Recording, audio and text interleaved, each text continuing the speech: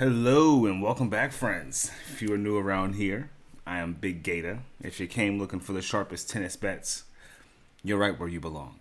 Right now, we're covering ATP, Basel, and Vienna. So get yourself involved in the comments and let me see what you're playing for the second round, second day. And if you want to play what I'm playing, you can check out the pinned comment as well. All right. If you do like the breakdowns of these matches, please give this video a like. It goes a super long way. Thank you for those that do. If you would like to get my picks from this video or just help me grow my channel, you can subscribe. That also helps me out a lot. I would appreciate that as well if you would care ever so much. If you are feeling generous as well, there's a link in my pinned comment if you would like to donate for any of the wins that you do get, as well as a link to my free Discord, which I want to just push every video because it's a great place to talk about more sports, free bets 24/7, NBA, NHL, whatever you want, just not just tennis. Anyway, with that being said, what are we looking like for today? Huh? Well, we had to wait for two tickets or a ticket to catch up with us, right? We took Humbert to win a set versus Moutet. Whew. Moutet is still in piping hot form. He bageled Humbert on set two. Set two bandit, not today. Happens. Good to know that Moutet's still in form, though. I still prefer him to be winning games anyway. So, and then we also took Valentin Cachalot to win a set against Taylor Fritz. What I say, man? He took set one. Couldn't win the whole match, but he could have. Next time he plays him, I think he'll beat him. But anyway.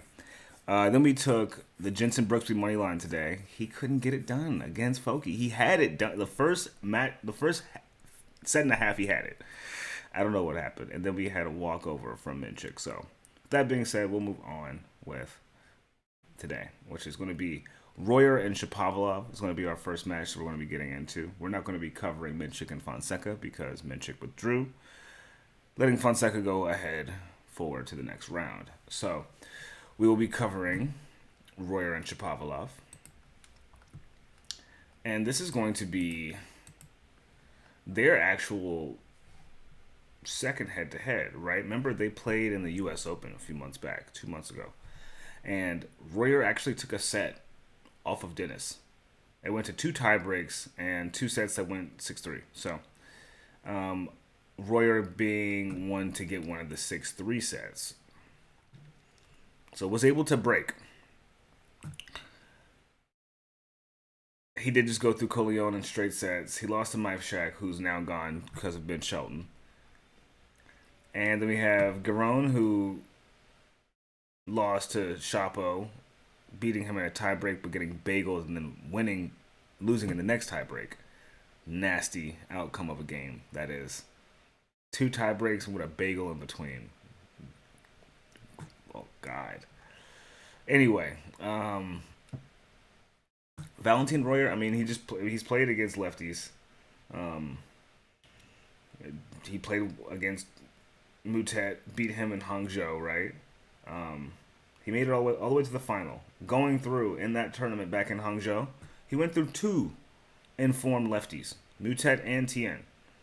So, yeah, the U.S. Open was a bit of a shake-up for him, but I think that maybe with the way Shapovalov is, if he's giving a setup to Marcus Giron, not to say that Marcus Giron is trash right now, he is in decent form to be taking a set off Dennis, and I don't know how good if he's getting bageled right after, but 2 tie breaks makes me think that he's doing decently well. But Shapovalov has only lost recently to Lehechka, Altmaier, and Casper Ruud, and Yannick. So, Chris O'Connell, Leo Borg, Elias Emer, and Marcus Giron haven't been true tests of his ability, I would say, right now. I think Valentin Royer will actually push him to a place that is a bit unseen out of the people he's been playing recently. I could be wrong, though. It could be just more of the same, truly. But indoor hardcourt records. Royer is got a 57% win rate. Shapovalov has a 62% win rate. He's 8-1 this season. Royer is 9-6. He went 10-11 last season. Dennis went 16-6. So, for him, Royer to get a set, because he's done it before, it's minus 190. I don't mind it. I think an upset could be possible, but I don't know if it's going to happen like right now. That's my personal take on it, but we'll move on. And our next match is going to be Felix Auger-Aliassime going against Maran Cilic. And man, Felix is looking like he's in fucking form. Let's not even play around. Now, it's 3-2 Cilic in their head-to-head history, but it started back in DC in 2019. Lost in straights in the third round. Beat him in the first round in Paris indoor courts. Bageled him, lost the second set, and won 6-3 in the third. And they played in the final in Stuttgart in 2021. So they haven't played in years, but when Felix did play him in Dubai earlier this year, he beat him in 3 sets. This is... Oh my god, dude. Yeah, he's playing well, but like, don't do too much, bro. Minus 310 on the money line is crazy. He only just started beating this guy. But outside of losing to Redicanesh and Yannick Sinner, Felix has literally been on a huge winning streak since Cincinnati. 5 matches, 9 matches, 3.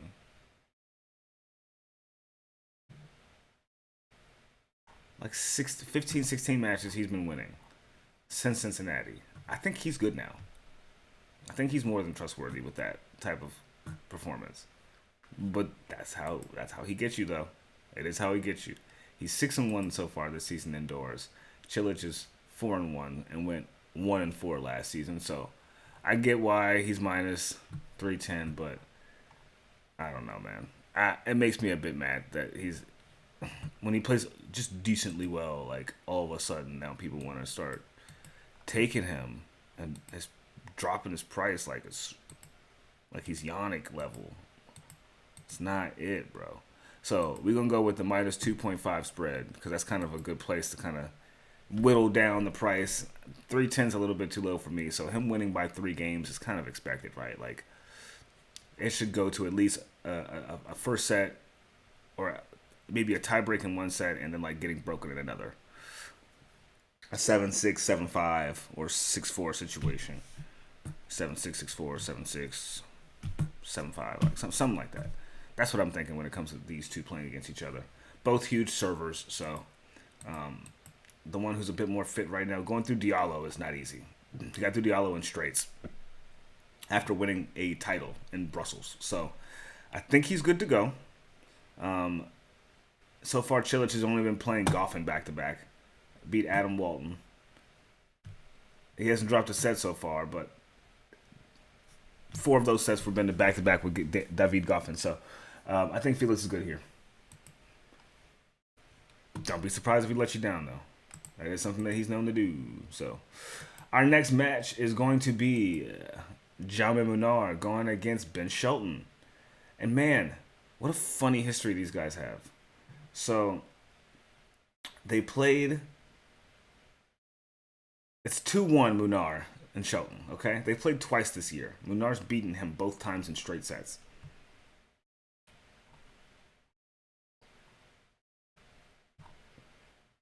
So, the only time he's beaten him was back in 2023 in Shanghai, where he was like piping hot for him. But Ben looked good. It took him a second to get into the Mike Shack match, but he honestly was about to lose. He came back and got it done. Surprising, just a bit, but happy to see him still in the draw. I don't think it ends with Munar, though, man. Not Ben Shelton. Not Ben Shelton. And if we're talking indoor hard courts, yeah, Munar got him in Dallas, but Munar's got a 34% win rate. Ben has a 77% win rate.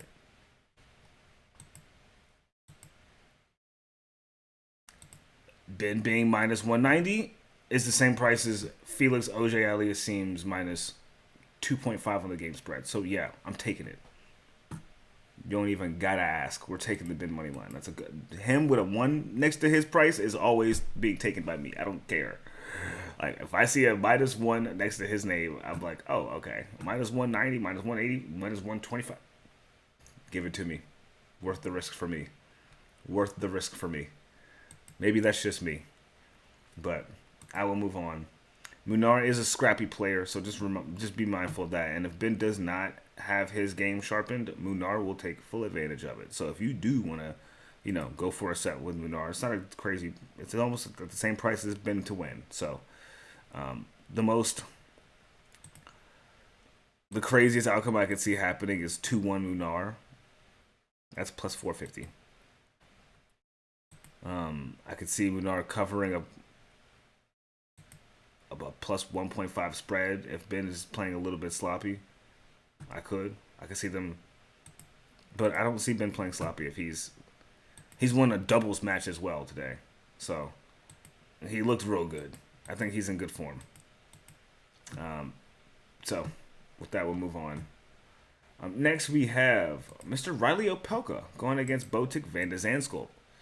And this is going to be their, third head-to-head. They played earlier this year in Basel and qualies. So, besides that, wasn't much. But he beat him. He broke Botic 6-4, 6-4. And they played 4 years ago back in Melbourne, where Botic lost and beat him in 2 tiebreaks. Opelka fashion. But just a bit surprised to see that we have Riley Opelka breaking people. 2 break points against Baez. 2 break points against Botic, but was never broken. I would really like to see the highlights of the Baez match again closely. Like, not the YouTube highlights, like the extended tennis TV highlights, to see how he was really moving before I put money on him to win again. Because they're both -110 to win the match, bro. They don't know who the fuck gonna win this. They're like, Opelka just won, but maybe he don't do it again. I feel them. I feel like Botic maybe had a bad game. I don't know. He's still in the draw, so maybe he was like, I could lose this one and it don't fucking matter. Like, we'll have to play him again, but I'll play him for real next time. It could really be that. It could be his serve is too much for me. I can't deal with it. But both of them were acing each other. It was 16 to 11 aces. Opelka having 16. So, Botic got a serve on him. Don't get it fucked up. But his is 3% worse than Riley's. So that 3% will carry him a bit further in a match. But I don't know here. I would go for maybe over 19.5 total games. If that's a thing, you can only go for 21 at the lowest, and that's -350. So that's stupid as fuck to me. I would stay away from this match.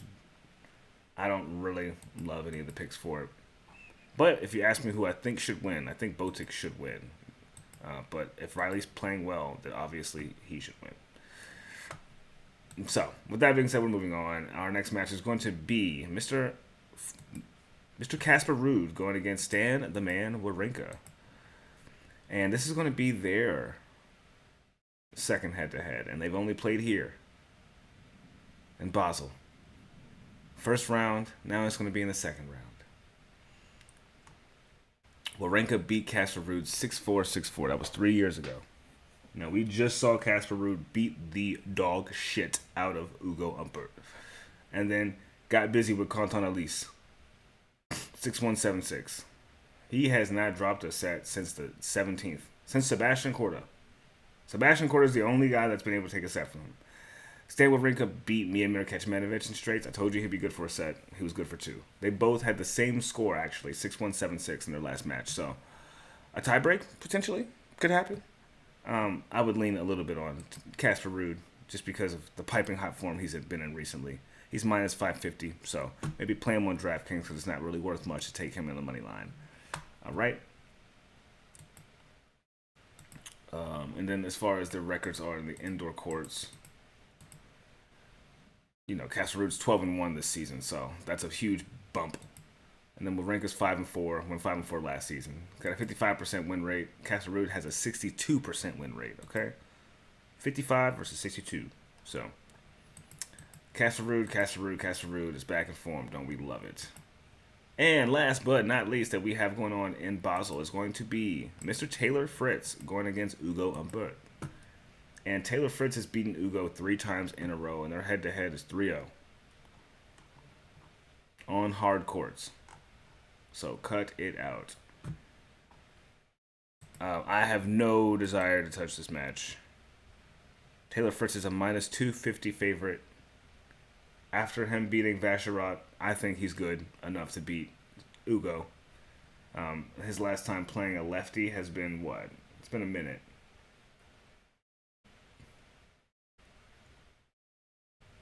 Terrence Ottman, who beat his ass. That Sirk beat him. Lost to Ben Shelton, too. I don't know. Maybe the lefty does take a set from him in this one.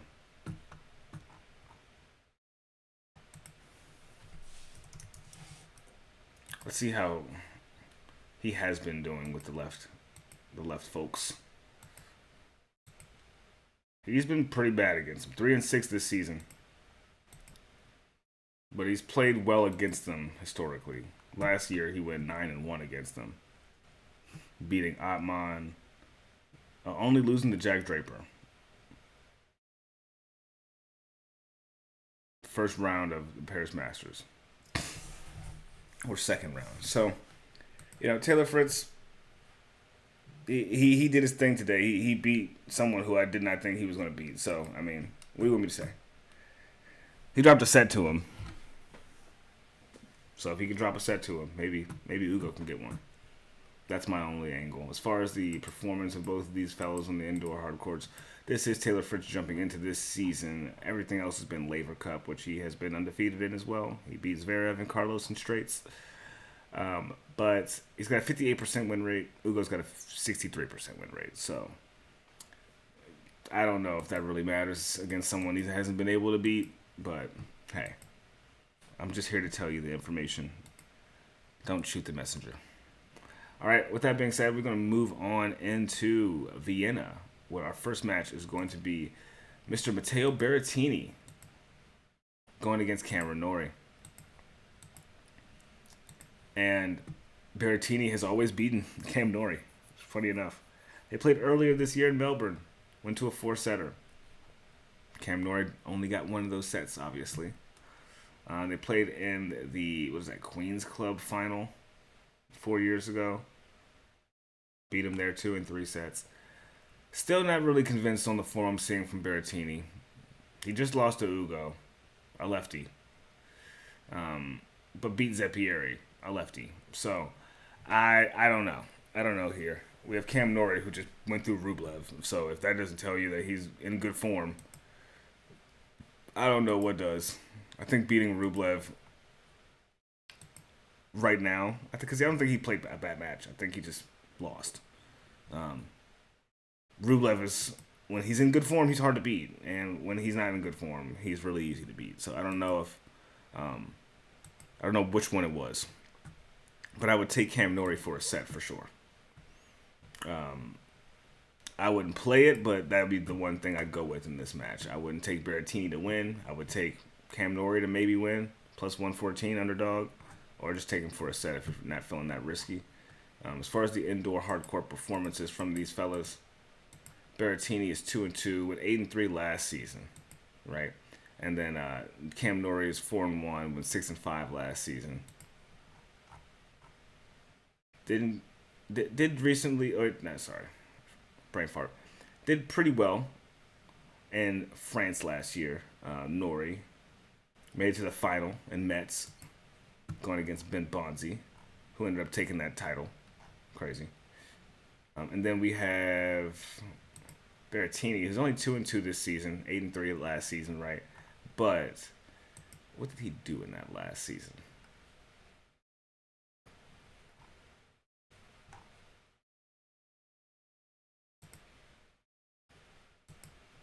Looks like they don't want to tell me, and I'm not going to fight them for the information. But that's my 2 cents on that match. You should No, that's all I got for that. All right, and next we have another head-to-head. Daniel Medvedev and Corentin Moutet going at it once again.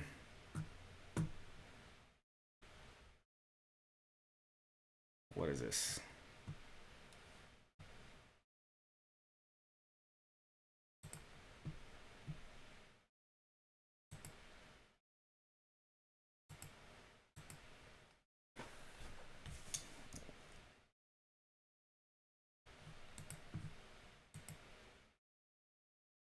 Sorry. Looks like my internet just went out for a second. Let's hope it fixes itself.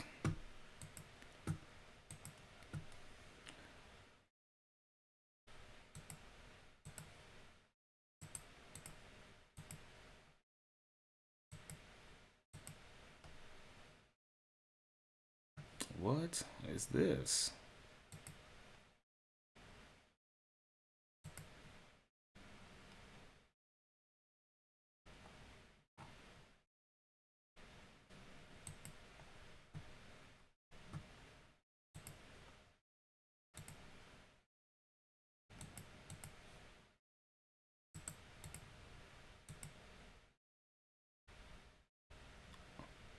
Oh, wow. Well, that's crazy. Looks like my site just shut down. But we can check somewhere else.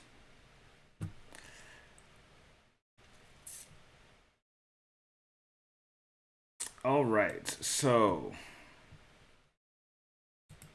that's super annoying. Anyway, apologies, friends, for that delay. Next match is going to be Daniel Medvedev going against Corentin Moutet for, what is this, the third time? Twice this season. They played each other in Almaty on the hard courts about 2 weeks ago in the final. Oh, I'm sorry, not 2 weeks ago, but a week ago. Yeah, that was the 13th. It's the 22nd now, so it's been a little over a week and some change. And then when they played in DC, right, in the qualifiers, not in the quarterfinals, I'm sorry. So, and then back in Mallorca in 2021. It goes back and forth with these two, and something's telling me that Medvedev is either going to win in straights or he's not going to win at all. I don't know what it is. I don't know what bet you take for that. Winning straights or not at all. You can't go for the under 12.5 because if he wins in straights, he can still, you know, go over his points in straights. He can get 14 points and still win in straights. 14 games and still win in straights. So, options.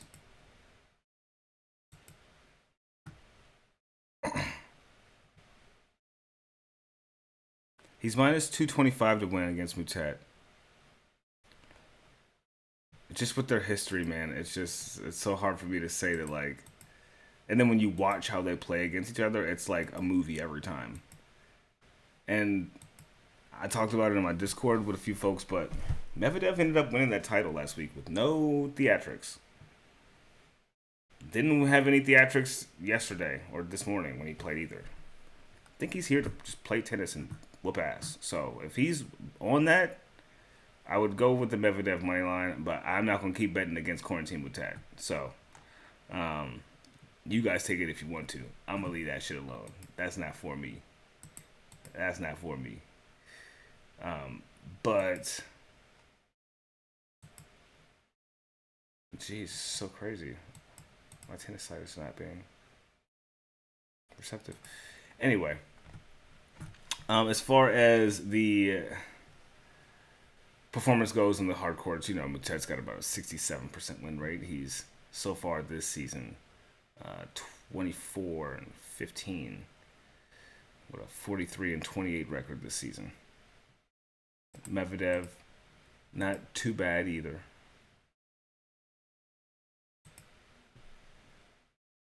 got a 29-17 record, going 40-24 this season. So very, very close records.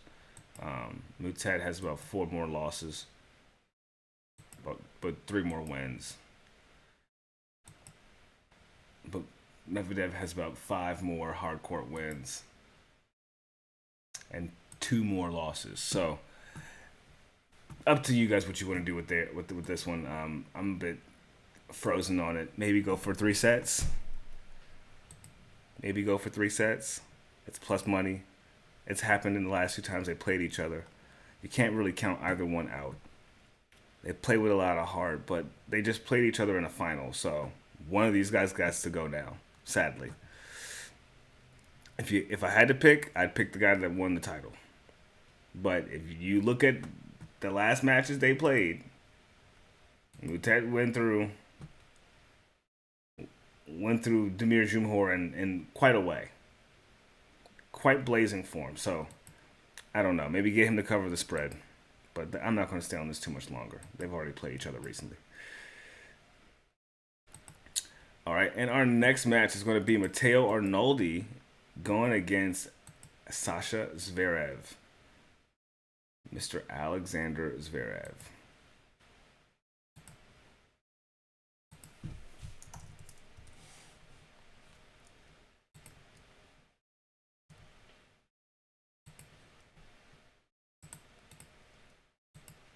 Cool.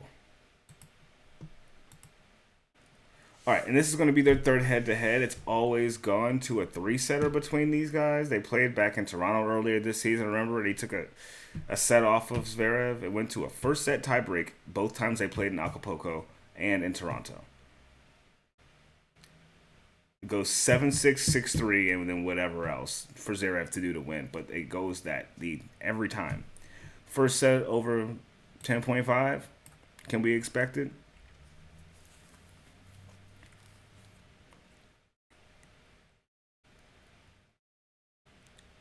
I think so. I think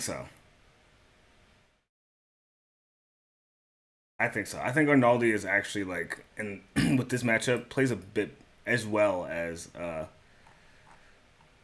Fernley does, who ended up losing recently. I don't like betting on Zverev matches. I don't really care much for Matteo Arnaldi either, just for their consistency. If you wanted to take the over 9.5, you're depending on both of them.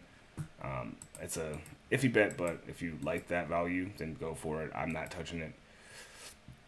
Arnaldi is 5-2, 1-2 last season on the indoor courts with a 41% win rate. Sasha is 1-2 so far this season, but he's 11-3 last season with a 66% win rate. He did win the Paris Masters.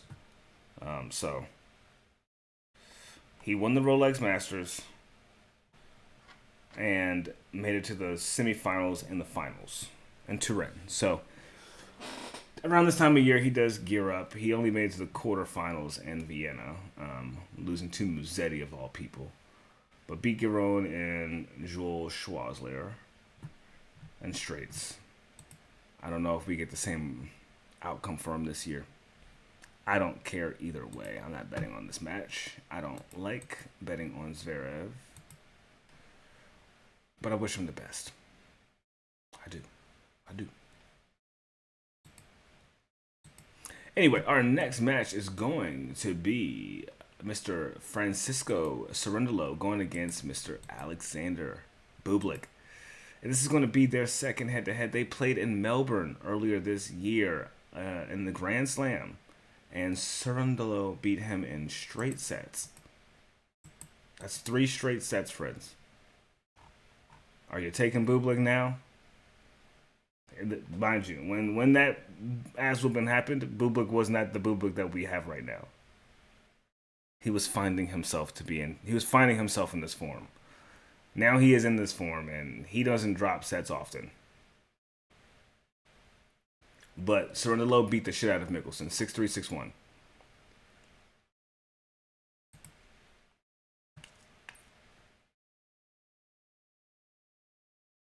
I would really think, with the indoor hard court record that both of these guys have that Bublik comes out on top.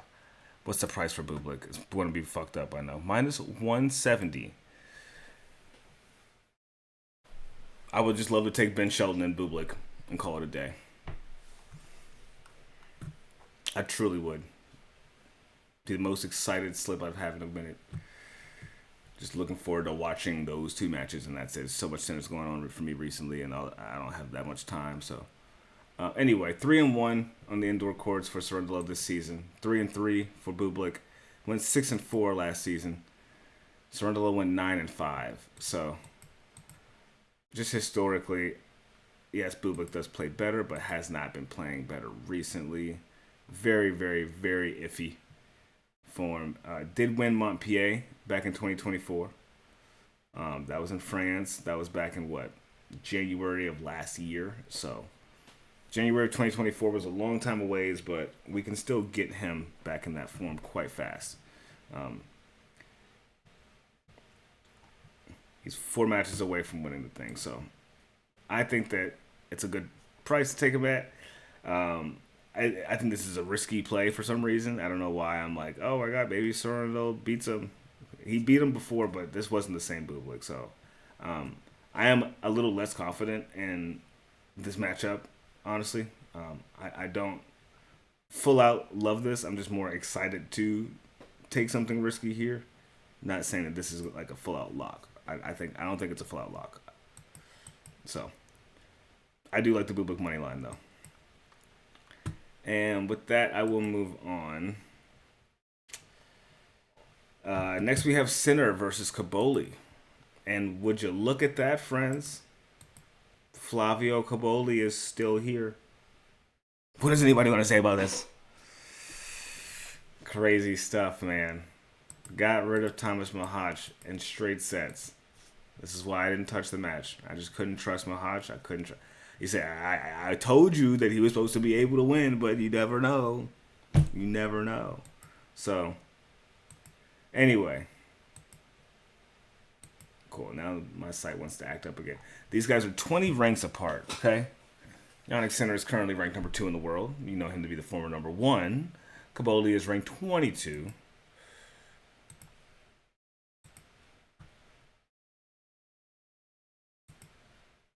Oh my goodness. And both of them have won in straight sets. Their second set ended in 6-2. Jannik Sinner beating a bagel in the first set against Altmaier and a tiebreak for Cobolli going against Mahach. This should be no brainer to anyone that Jannik Sinner is going to win.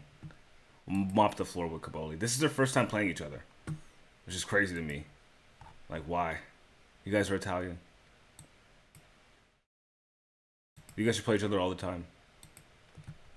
Because that's how that works, right? You guys are from the same country. You guys just, like, practice and stuff all the time. Jannik winning in straight sets is minus 450. Fuck off. Truly fuck off. Okay, so we're not touching that. Don't touch that. My professional advice, do not touch that bet. It's not even a parlay piece to take him winning in straights.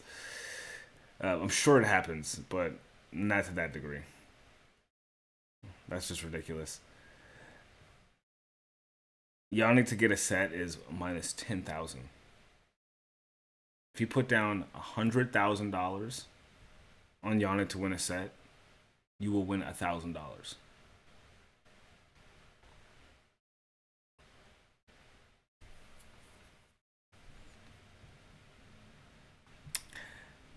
Do we need to stay on this any longer, or can I just move on?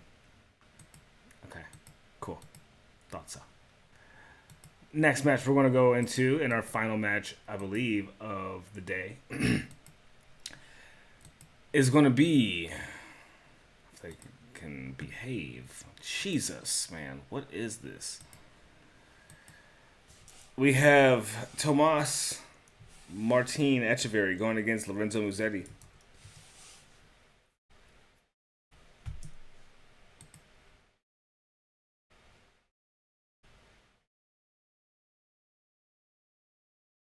And this is going to be, let me see.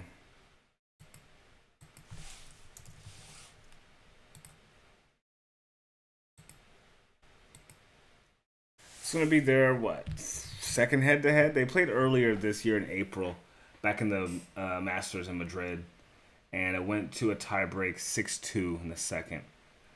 Lorenzo Musetti taking the win.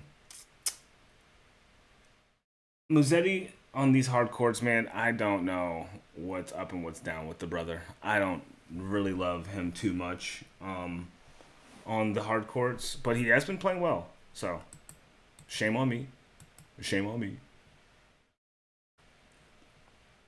He just went through Ahmad Medvedev in straight sets, but did lose to Gio though, in straight sets, or was that?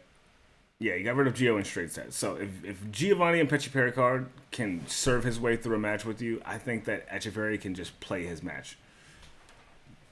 I could think he just play right through you. I don't know. Maybe I'm tripping, bro. But I think Etcheverry is, like, fucking good. I think he's so fucking good. And in his last... What was his last match he had?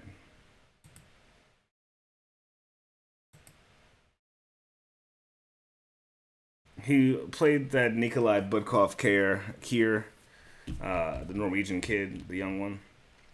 Took a set off Hogaruna, though. I think if you can take a set off Hogaruna on a hard court, you can take a set off of Musetti. But I really think you can beat him. I really think you can beat him. Him to get a set is minus 125. I like it. I do like it. On the indoor courts, let me see.